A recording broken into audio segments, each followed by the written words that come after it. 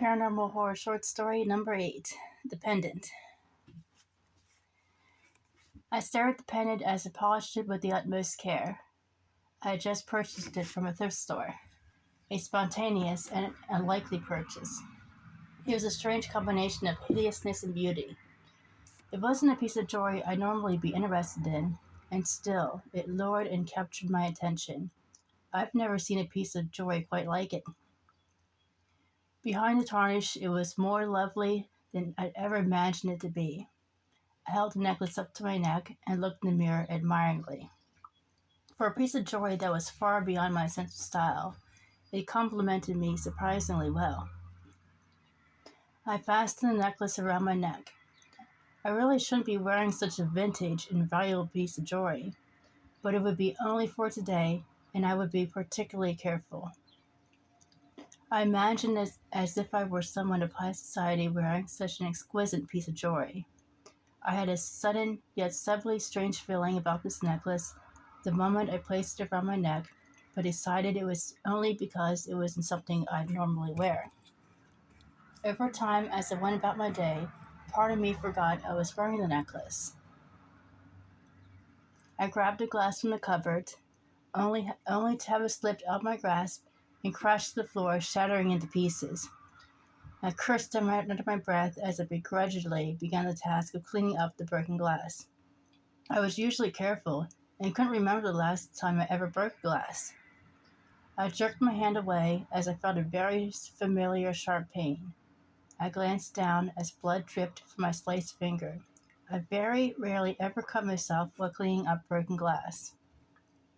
Later that night, as I took the necklace off, I reminisced on the events from today. Dropping the glass and then cutting myself, it was all just a combination of dumb luck and carelessness. The next morning, shortly after I rose, I caught sight of the necklace as sunlight reflected off the pendant. It continued to allure me, almost hypnotically. I swore that I wouldn't wear it, but gave in and fastened the necklace around my neck for another day. For breakfast, I decided to fry some eggs and bacon. A simple breakfast without much thought or effort required. I sat on the couch eating my fried eggs and bacon, mindlessly flipping through the channels. A horrid smell of something burning that should not be grasped my attention. I threw the plate of eggs and bacon down on the coffee table and rushed to the kitchen. I knew I had turned the burner off. I always make sure I do. The moment I entered the kitchen, I was consumed with a thick black cloud of smoke, and the horrid smell of something burning had only gotten stronger. I rushed to the stove to find to my horror and confusion the pot holder that was hanging over the stove had fallen off the hook, landed on the burner, and was on the verge of catching fire. The burner was turned up to its highest setting. I turned it off in a panic as I asked a million questions. Did I really forget to turn the burner off? If I did, still, how did it get cranked all the way up to its highest setting? I would never have the burner up that high just to fry eggs. How did the pot holder, as securely placed as it had been, always hung there, just fall off the hook? None of it made any sense. Was it really my negligence, or just another round of bad luck? I took a deep breath and brushed my fingers over the pendant mindlessly.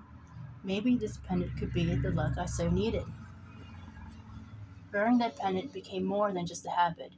It became a near obsession. I did not go anywhere without wearing it, and I never removed it. I could not explain my sudden obsession with such a hideous yet mesmerizing piece of jewelry. Later that afternoon, I left my house to run some errands. The bank would be my first stop. I had to get there before it closed. In my haste, and all because of waiting until the last minute to leave the house, I had forgotten to wear my pendant. I debated severely whether to run back inside to get it. Worrying about it was absolutely ludicrous. Did I really need to wear it that bad? I made a split-second decision and ran all the way back inside to retrieve the pendant, taking up valuable minutes I didn't really have. I held the necklace, admiring the pendant, before swiftly hooking it around my neck. That pendant had officially become my obsession. No sooner had I descended the stairs to leave the house than I heard a sudden and heart-stopping crash that came from outside. My mind raced through a million scenarios as to what it was.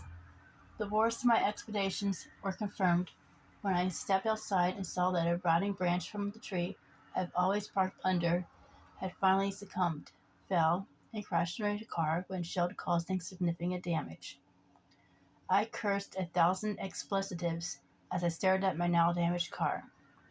And then the realization hit me that I could have been in my car while the branch crashed into the windshield and very likely killed. If I had not gone back inside to retrieve the pendant, I might not be here. If I had just left without the pendant like I should have done, my car would be fine. This week was the worst week I've ever had in my life. Having a glass slip and shatter, cutting myself for cleaning up the unfortunate mess, the bizarre incident with the stove, and now this. I glanced down at my pendant for my desperately needed dose of good luck.